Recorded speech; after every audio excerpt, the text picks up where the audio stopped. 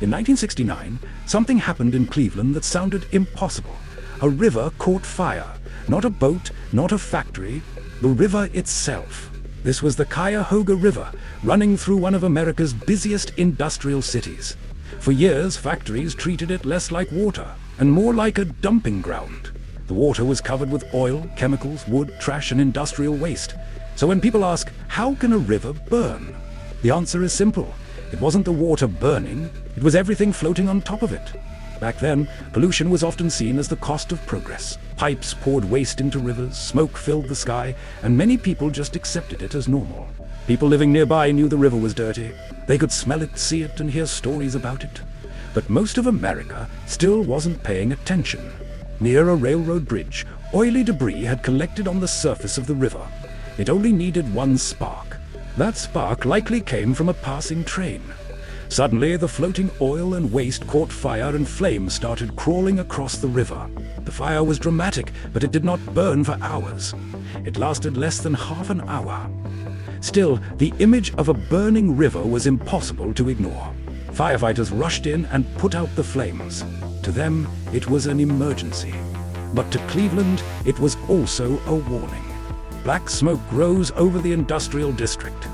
Workers and residents watched a scene that looked unreal. Water surrounded by fire. The physical damage was not massive, but the message was a river had become so polluted that it could ignite. Reporters began looking closer. This was not just a strange accident. It was proof that America's rivers were in serious trouble. And this was not the first time. The Cuyahoga River had burned many times before. The 1969 fire became famous because the country was finally ready to listen. In parts of the river, life had nearly disappeared. Fish, birds, and clean water were replaced by sludge, oil, and chemical waste. Local people started asking a bigger question. If a river can catch fire, what else are we ignoring? Soon, the story moved beyond Cleveland. Newspapers, magazines, and television helped turn the burning river into a national symbol. Cleveland's mayor, Carl Stokes, used the moment to bring attention to pollution and the urban environment. He understood this was not just about water. It was about people living beside that water. Across America, the environmental movement was growing.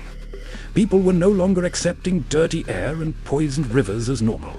Scientists and inspectors began measuring what was really in the water. The pollution could no longer be hidden under the surface. The Cuyahoga fire did not change everything by itself, but it helped push the country towards stronger pollution laws, including the Clean Water Act. Cleaning the river was not quick or easy. Workers had to remove oil, trash, debris, and decades of industrial damage. The cleanup took years. Old tires, metal, wood, and chemical waste had to be pulled out piece by piece. Factories also had to change. Waste could no longer be dumped into the river without consequences. Over time, the water was tested, monitored, and protected more seriously. The river slowly began to recover. Then came the first signs of life returning. Plants grew along the banks. Birds came back. The river was still scarred, but it was no longer dead. Today, people kayak on the Cuyahoga River. Think about that. A river, once famous for catching fire, is now used for recreation. The old bridges are still there. The industrial past is still visible.